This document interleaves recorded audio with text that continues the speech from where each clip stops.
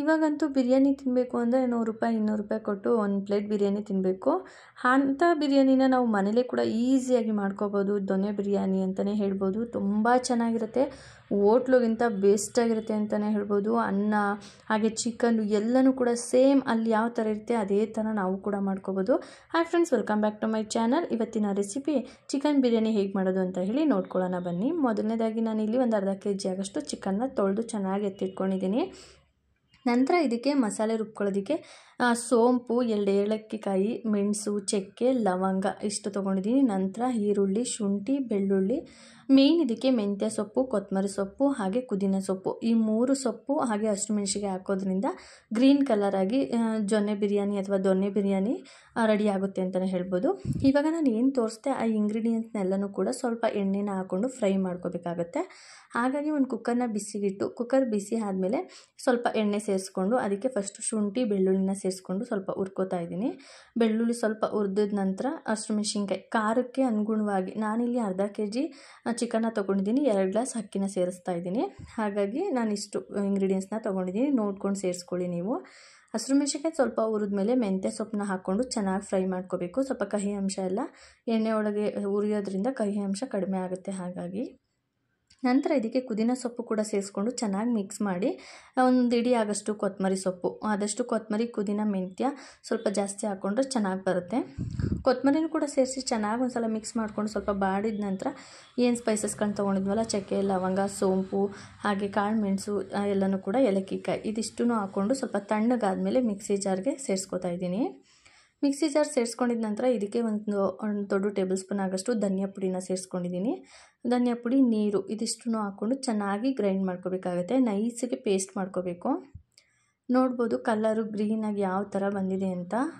ಹಾಗೆಯೇ ಅನ್ನನೂ ಕೂಡ ಸೇಮ್ ಇದೇ ಕಲರಲ್ಲಿ ಬರುತ್ತೆ, ಬಿರಿಯಾನಿ ರೆಡಿ ಆಗುತ್ತೆ ಅಂತಲೇ ಹೇಳ್ಬೋದು. ಇವಾಗ ಅದು ರುಬ್ಕೊಂಡಿದ ನಂತರ ನಾನು ಅದೇ ಕುಕ್ಕರ್ಗೆ ಸ್ವಲ್ಪ ಎಣ್ಣೆ, ಸ್ವಲ್ಪ ತುಪ್ಪ ಎರಡನ್ನೂ ಕೂಡ ಸೇರಿಸ್ಕೊತಾ ಇದ್ದೀನಿ. ನೀವು ತುಪ್ಪ ಇಲ್ಲಾಂದರೆ ಸ್ಕಿಪ್ ಮಾಡ್ಬೋದು, ಇಲ್ಲ ತುಪ್ಪದಲ್ಲೇ ಕೂಡ ಮಾಡ್ಕೋಬೋದು.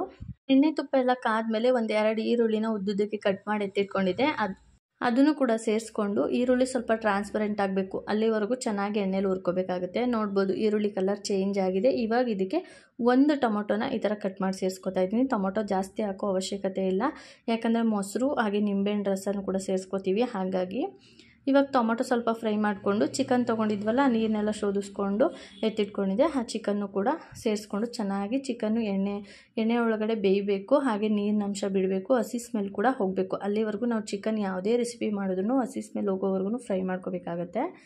ಇವಾಗ ಎಣ್ಣೆ ಎಲ್ಲ ಬಿಟ್ಟಿದೆ, ಇದಕ್ಕೆ ಸ್ವಲ್ಪ ಅರಿಶಿನನೂ ಕೂಡ ಸೇರಿಸ್ತಾ ಇದ್ದೀನಿ. ಅರಿಶಿನ ಕೂಡ ಸೇರಿಸ್ಕೊಂಡು ಚೆನ್ನಾಗಿ ಒಂದು ಸಲ ಮಿಕ್ಸ್ ಮಾಡಿ, ಉಪ್ಪು ರುಚಿಗೆ ತಕ್ಕಷ್ಟು ಉಪ್ಪನ್ನು ಕೂಡ ಸೇರಿಸಿ ಇನ್ನೊಂದು ಸಲ ಮಿಕ್ಸ್ ಮಾಡಿಕೊಂಡು ಎಣ್ಣೆಲೆ ಸ್ವಲ್ಪ ಬೇಯಿಸ್ಕೋಬೇಕಾಗತ್ತೆ. ಒಂದು 60% ಅಥವಾ 70% ಎಣ್ಣೆಲಿ ಚೆನ್ನಾಗಿ ಬೇಯಿಸ್ಕೋಬೇಕು. ನೋಡ್ಬೋದು ಎಣ್ಣೆ ಎಲ್ಲ ಬಿಟ್ಟಿದೆ, ನೀರೆಲ್ಲ ಸುಂಡಿ ನಂತರ ಎಣ್ಣೆ ಎಲ್ಲ ಬಿಟ್ಟಿದೆ. ಇವಾಗ ಇದಕ್ಕೆ ನಾವು ರುಬ್ಬಿಟ್ಕೊಂಡಿದ್ವಲ್ಲ ಮಸಾಲೆ, ಗ್ರೀನ್ ಮಸಾಲೆ, ಆ ಮಸಾಲೆನೂ ಕೂಡ ಸೇರಿಸಿ ಚೆನ್ನಾಗಿ ಮಸಾಲೆ ಎಣ್ಣೆ ಅಂಶ ಎಲ್ಲ ಬರಬೇಕು ಮೇಲೆ, ಮಸಾಲೆನೂ ಚೆನ್ನಾಗಿ ಬೆಂದು ಹುರಿದು ಸೇರಿಸಿರೋದ್ರಿಂದ ಏನು ಜಾಸ್ತಿ ಬೇಯಿಸೋ ಅವಶ್ಯಕತೆಯೂ ಇಲ್ಲ, ಎಣ್ಣೆನೂ ಬೇಗ ಬಿಟ್ಬಿಡುತ್ತೆ. ಇವಾಗ ಇದಕ್ಕೆ ಒಂದು ಬೌಲ್ ಆಗಷ್ಟು ಮೊಸರನ್ನು ಕೂಡ ಸೇರಿಸ್ಕೊತಾ ಇದ್ದೀನಿ. ಮೊಸರು ಹಾಕೋದ್ರಿಂದ ಟೇಸ್ಟು ಚೆನ್ನಾಗಿ ಬರುತ್ತೆ ಅಂತಲೇ ಹೇಳ್ಬೋದು. ಇವಾಗ ಮೊಸರು ಕೂಡ ಸೇರಿಸಿ ಚೆನ್ನಾಗಿ ಫ್ರೈ ಮಾಡಿ ಈ ಥರ ಎಣ್ಣೆಯೆಲ್ಲ ಮೇಲೆ ತೇಲ್ ಬಂದಿದ ನಂತರ ಚೆನ್ನಾಗಿ ಮಿಕ್ಸ್ ಮಾಡಿಕೊಂಡು, ಇವಾಗ 2 ಗ್ಲಾಸ್ ಅಕ್ಕಿನೂ ಕೂಡ ತೊಗೊಂಡಿದ್ನಲ್ಲ ಅದನ್ನು ಕೂಡ ಚೆನ್ನಾಗಿ ತೊಳೆದು ಒಂದು 10 ನಿಮಿಷ ನೆನೆಸಿಟ್ಟಿದ್ದೆ, ಅದನ್ನು ಕೂಡ ಅಕ್ಕಿನೂ ಕೂಡ ಸೇರಿಸ್ಕೊಂಡು ಚೆನ್ನಾಗಿ ಒಂದು ಸಲ ಮಿಕ್ಸ್ ಮಾಡಿ ಇದಕ್ಕೆ ನೀರು 4 ಗ್ಲಾಸ್ ನೀರನ್ನ ಸೇರಿಸ್ಕೊತಾ ಇದ್ದೀನಿ.